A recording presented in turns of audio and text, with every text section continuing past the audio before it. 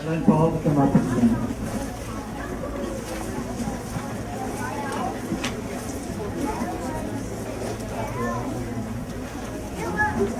I, Madeleine Paul, do solemnly and sincerely promise do solemnly and sincerely promise and declare that I will truly and faithfully, and declare that I will truly and faithfully, and to the best of my skill and knowledge, and to the best of my skill and knowledge, execute the power and trust execute the power and trust reposed in me as chief reposed in me as chief of the Eagle Village First Nation Kickball, so help me God. of Eagle Village First Nation Kipwa, so help me God. If you like, I'll take you home. When I go back to Canada,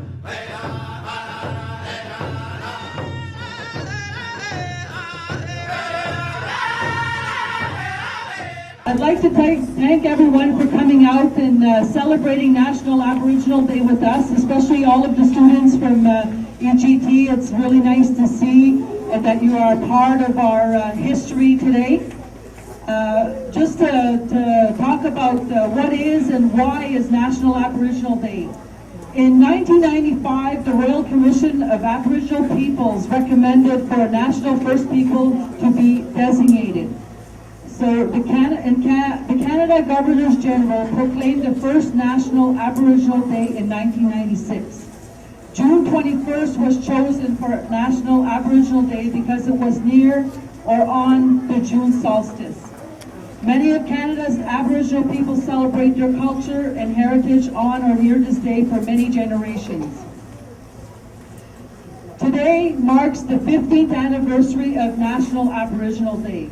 National Aboriginal Day is for us as First Nation people to celebrate our culture and achievements for our people.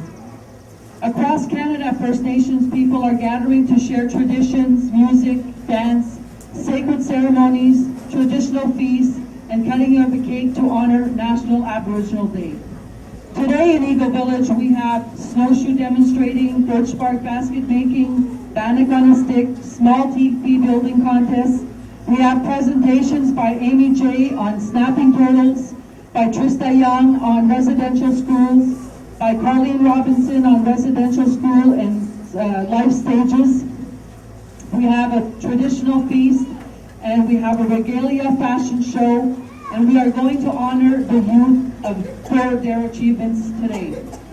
I encourage everyone to participate in our National Aboriginal Day, and would like to conclude by thanking all those who worked very hard in making this day possible. We have many employees who should be enjoying this day off, but are proudly working to share our culture with you today.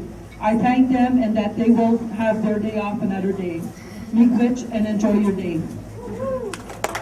It's going to present the community drum to Rodney St. Dennis. Because, Rodney, we see you in my dream to carry on this next drum. And we've had it for a year in my house, and we want to give it to you.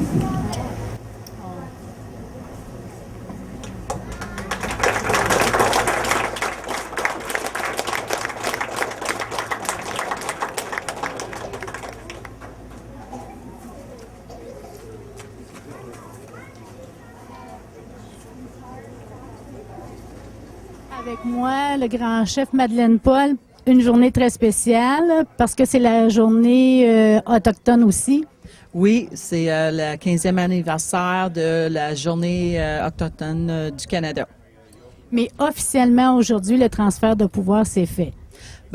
C'était transféré le 6 juin, mais on a comme officialisé ça aujourd'hui devant tout le monde puis la communauté.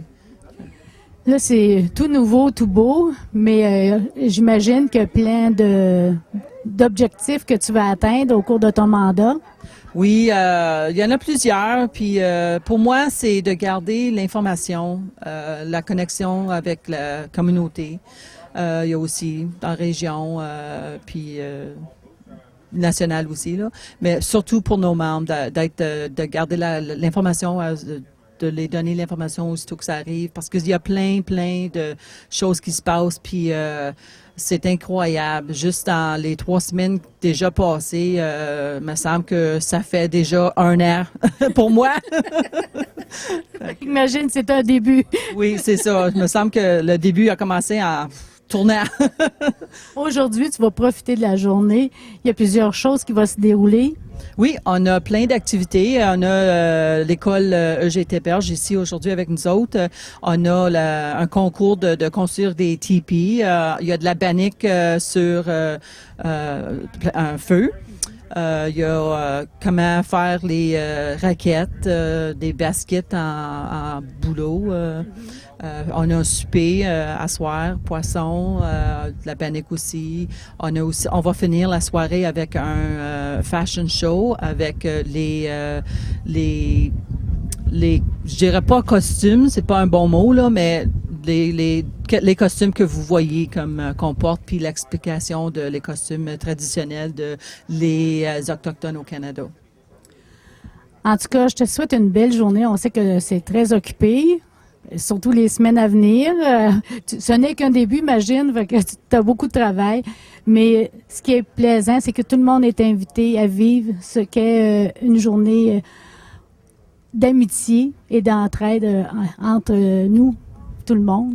C'est ça. Puis pour moi, à Eagle Village, c'est ça. J'aimerais aussi donner de l'information à la population en général pour qu'ils savent qui on est vraiment. T'sais, on est des Autochtones, on reste à Kipawa, mais c'est quoi notre culture, nos préoccupations. Fait que c'est quelque chose que je veux développer aussi, puis de passer de ça à la population en général. La culture, l'environnement, c'est tout compris, ça. Oui, même la langue. Nous autres, il y en a pas beaucoup qui parlent la langue, mais on a encore, puis on veut essayer de travailler avec ceux qui connaissent ça encore, puis pour le transférer à nos jeunes, pour que ça continue, parce que ça représente aussi une culture, la langue. D'ailleurs, à l'école, il y a déjà un début de montrer la langue aux enfants, continuer un peu la culture. Oui, c'est ça. Puis on va faire plus ici à Eagle Village aussi. On a des choses planifiées pour l'année prochaine pour des sessions de formation en la langue, puis d'autres choses aussi. Fait que on a un comité culturel qui est qui est nouveau aussi sur la réserve. Fait que eux autres travaillent beaucoup pour faire la promotion pour la culture, langue, la spiritualité aussi de nos membres, puis tout ça. C'est très bien. Merci beaucoup, Madeleine. Miigwech. Miigwech. Hi, everybody. I'm here in Kippawa today. It's the National Aboriginal Day with Chief Madeleine Paul. How are you, Madeleine? I'm very good, thank you, and thanks for coming to join us for our Aboriginal Day. And this year marks the 15th anniversary of National Aboriginal Day, so it's very nice. At the same time, and here in Kippawa, more and more the traditions are coming in for everybody to learn them. And at the same time, today you had a great event. The powers were transferred officially, I would say, to you. Yeah, we had our swearing-in ceremony for the Chief and Council, so that was a mark in history for us in Eagle Village. So even though we started officially on June 6th as working, and it's been pretty hectic, and it feels like it's already a year that's passed, and it's only been 3 weeks because it's so busy, but it's very interesting and challenging, and so we're looking forward to our 2-year mandate. So the 2-year mandate, the challenges, there's always the environment, the economy and all that, but there's also traditions and spiritual sides and the language and all. Can you explain to me more? For us in Eagle Village, we have set up a cultural committee who is working very hard to bring back the language, because the language is very important for our culture.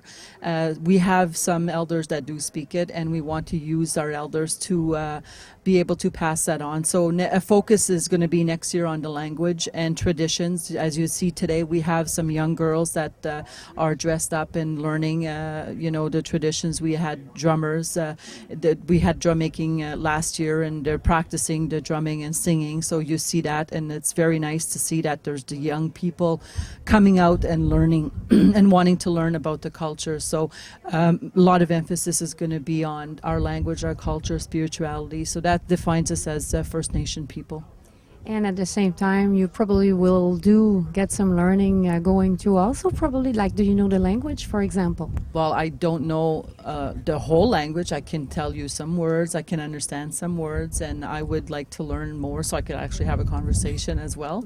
But it's going to be fun, and we have a lot of different activities. And what I'd like to do as a leader of the community is also promote who we are as First Nation people to the community at large, so that you understand who we are, excuse me, where we're coming from, what is some of our preoccupations that we have, and just so the population is aware of like what kind of people we are. We are different. To find out how you are, I guess you're going to be inviting us more and more over different ceremonies and all that?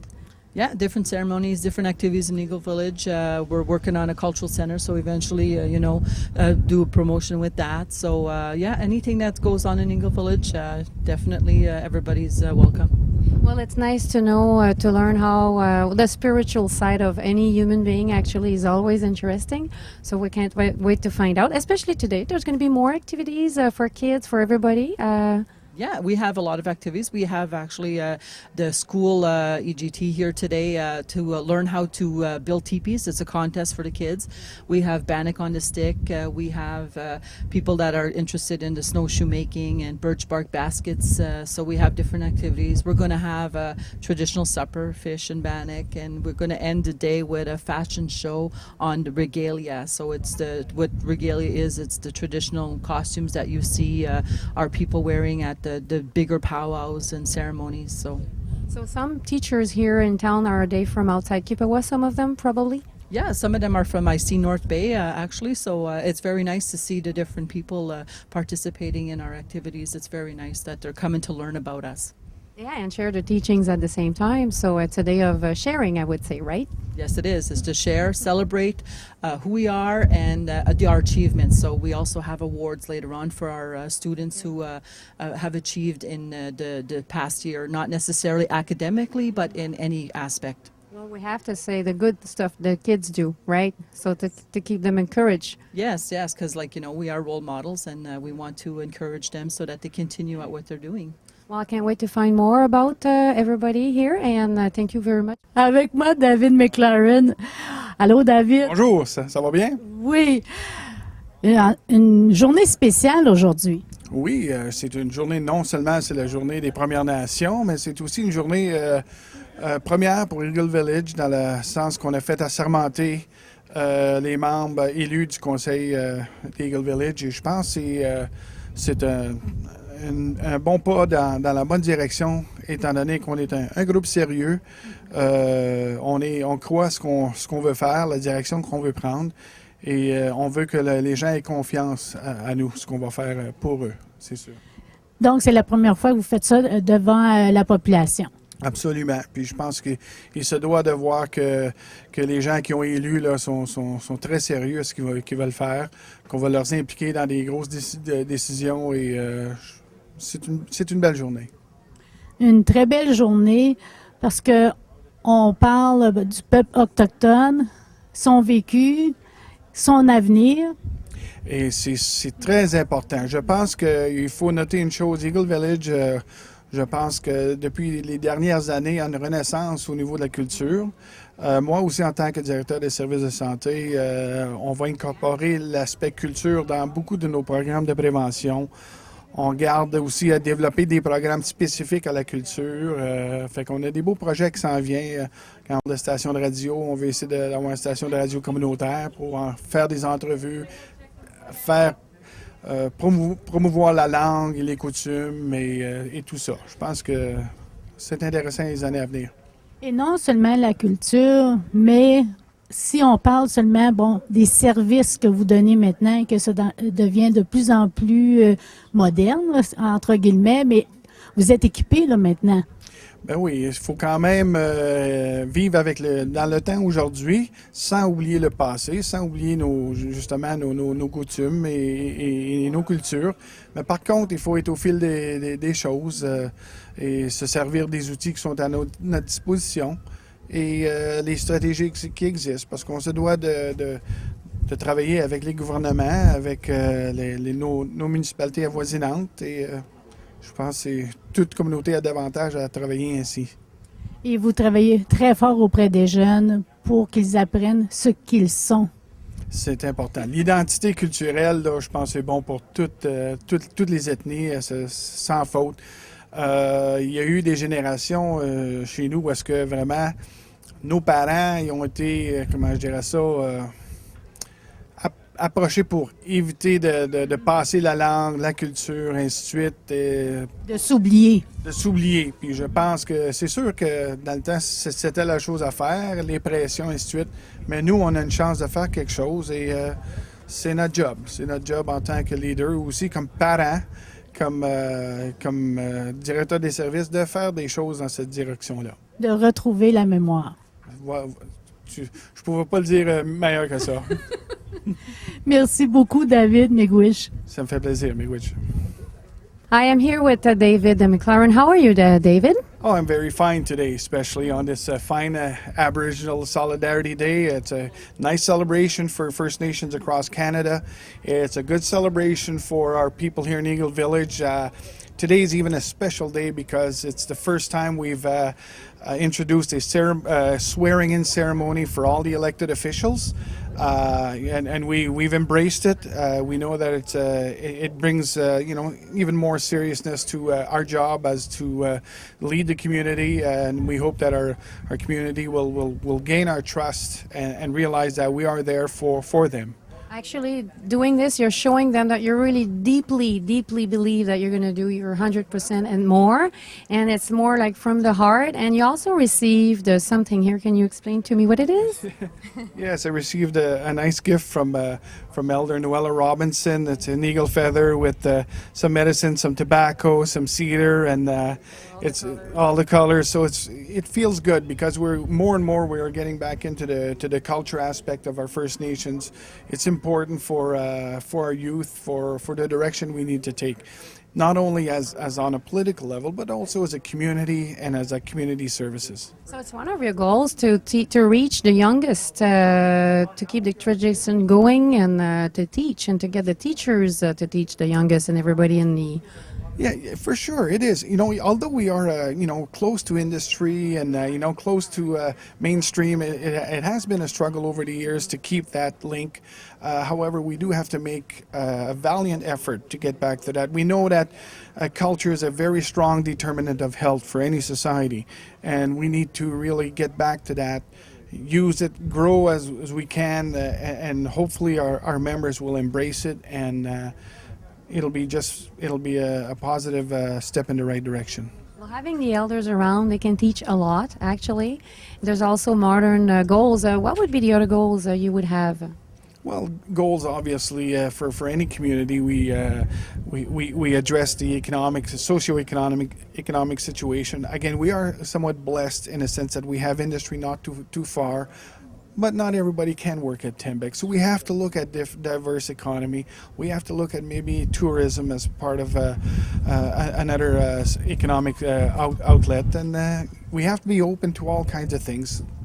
Develop partnerships with other people, and hopefully we'll benefit, our members can benefit. Yeah, so because everybody has different talents, of course, so we can't do the same jobs. So let's use the maximum potential of everybody. So what would be the closest, the main project you're working on, like in the next coming months, I would say? Well, next coming months, in a sense, right now we're at the pinnacle of our hydroelectric project. There's some news that is coming around the corner. There's a program we're waiting that's going to develop to suit our needs, to suit a project like ours. And what we want to make clear is that our project is an eco-friendly project. It's a run of the river. It's not anything that's going to create havoc on the environment, because we're not for doing projects that are going to be bad for the environment. So and you just had the walk for the water not too long ago, so absolutely. So it's more proof that we are not moving. Eagle Village First Nation is not moving anywhere, whether industry closes or not. This is our home. This is our territory, and we're going to make sure that the territory is is safe and environmentally friendly. And there's also the mining is in the area. We need to ensure that if things develop, they are done in, within our beliefs and within a way that it's not going to harm the environment, because mining come and go. We will stay, and we don't want the territory to be torn up and our drinking water, our main source of water, be destroyed. And we're hoping to have other partners get involved to help us just to evaluate things. Yeah, that wouldn't help to have lots of money but no more homes, eh? And not be able to drink your water. Kipwa watershed is a beautiful watershed. You can take a cup of water right out of the lake. I'd have no problem with that. And then we need to keep it like that. It's important. Well, have a great day today, and thank you very much, David. And I want to thank the Community Channel for visiting us. We appreciate your support and welcome. I enjoy your new website. It's moving. It's fantastic. And I hope our members who are away from our community will be able to access all what we're doing and what you guys do for the town. So thank you very much. Well, thank you. Bye.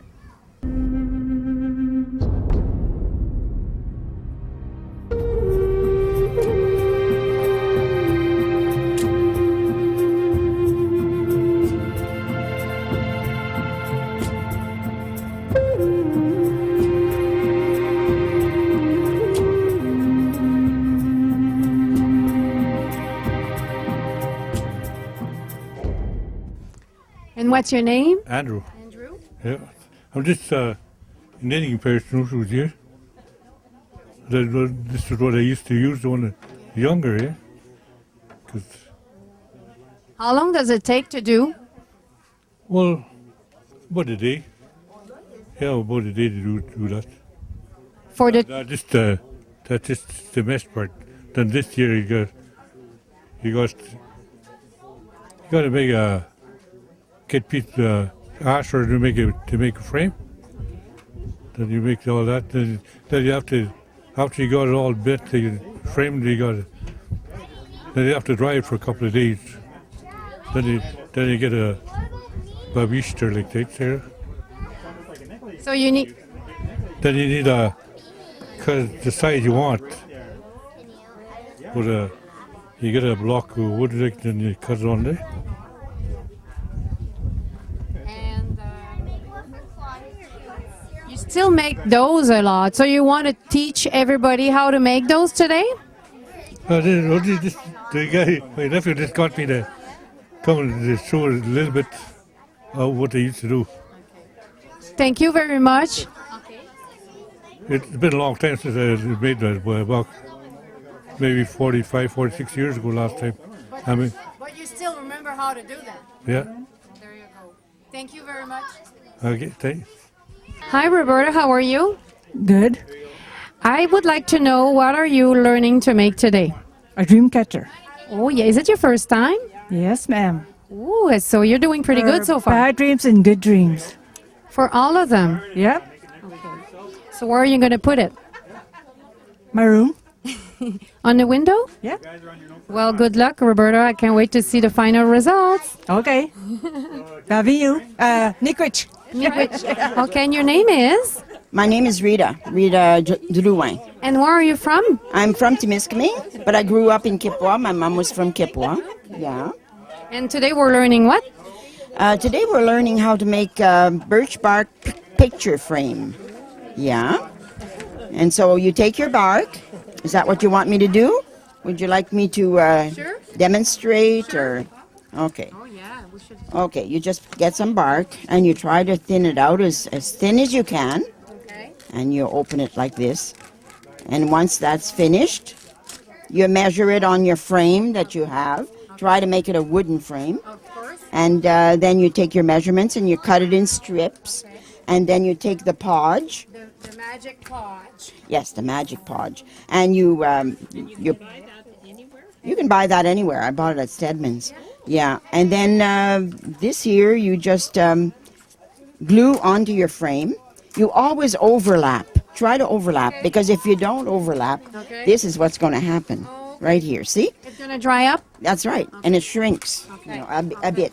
And so you just cover it all over the place. And then you just go in the bush and try and find some decorations. And you glue that on with the hot glue gun. Yep. And there you have a craft that's easy to make and comes from the bush. And It's natural, it's easy to make, and I like the picture in the frame actually. my grandmother. Yeah. Her name is Sophie Langevin Samuel, and her mother was Philomène Commandant from Maniwaki. And this is my grandmother's grandfather, Louis Chabanakizek Commandant du Grand Louis. Yeah, that's her grandfather, my great-grandfather. Oh my goodness. Yeah, so it goes back a little bit. Yeah, and that's another type of Indian, motif that you can make. Yeah. Well, that's very nice of you to share that with us, actually. And Just a beginner at that. Anybody can do it. well, we're very lucky that you're a beginner. You're doing a good job. Thank you very much. Thank you.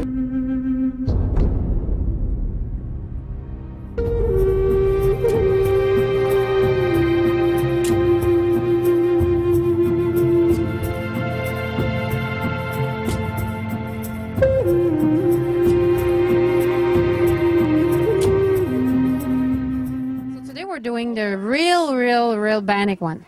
Yes, this is bannock on a stick, and it's just a basic bannock that we make flour and water and baking powder and a little secret we can't tell you. Okay. And we've made a fire here in our teepee today, and we're just letting the kids cook bannock on a stick, and then we're pouring maple syrup into a cup, and hopefully they're enjoying it, and hopefully they're cooked all the way. Well, I'm gonna go cook one. Okay. Okay, well, good luck with that. Thank. Enjoy. Thank you.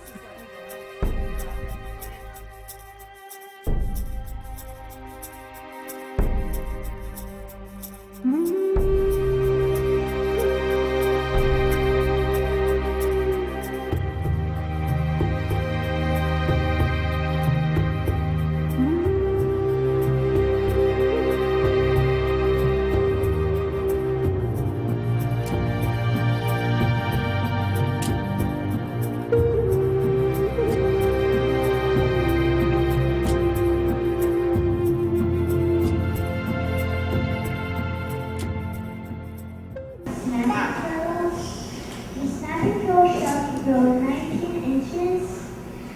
The snapping turtle is strong enough to bite off your finger with no teeth. It eats plants, frogs, fish, birds, and other small mammals. It's a omnivore. It's cold-blooded.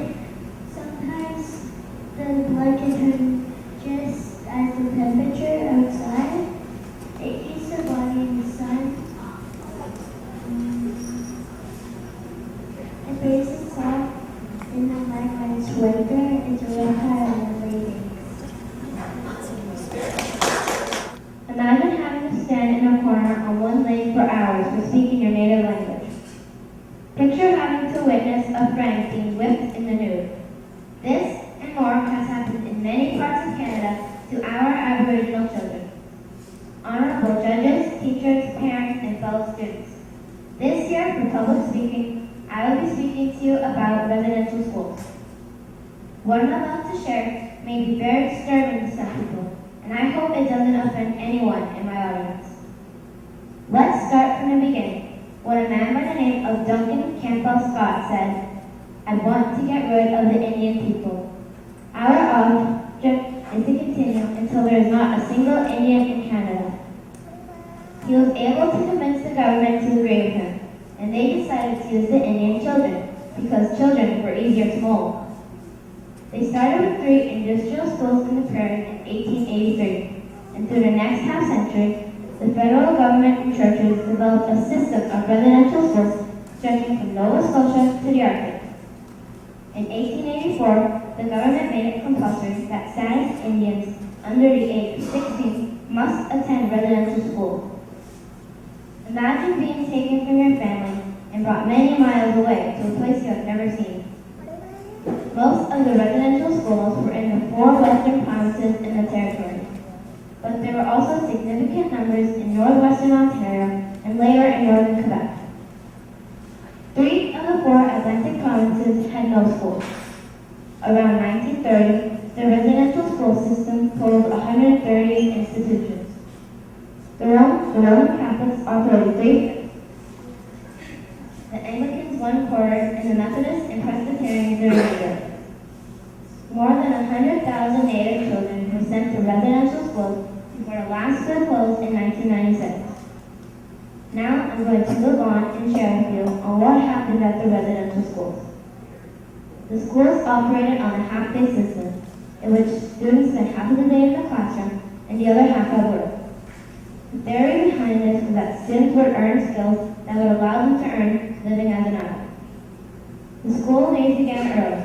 Breakfast, like all meals, was in small portions, consumed hurriedly in the refectory and followed by 3 hours of classes or a period of work. The late afternoons might see a short play period before supper. Evening recreation time was limited and bedtime was early. This went on day after day. Although some students left with happy memories, with the experiences of residential schools, students had more negative memories than positive because there was a lot of abuse that went on at the school. The children were abused sexually, mentally, and physically. The schools robbed the children of their culture and traditions, and they were forbidden to speak the language.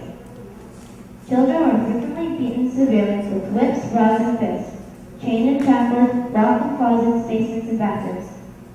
They also endured electrical shock, forced feeding of their own vomit when sick, forced to go outside in the snow with no shoes in the freezing temperatures. Needles were inserted into tongues, burning, beating until unconscious. Some of the staff were sexual predators. Sometimes the schools did inform the families that children had died and also refused to tell them where they were buried. In 1969, the decision was made to close the residential school, and the last school closed in 1996. An estimator suggests that as many as 60% of the students died due to illness, beatings, attempts to escape, or suicide while in the schools. In 2005, the government established a $1.9 billion compensation package for the survivors of abuse at the Native residential schools. On June 11, 2008, Prime Minister Stephen Harper offered an apology to all former students of Indian residential schools in Canada. Thank you for allowing me to share my speech.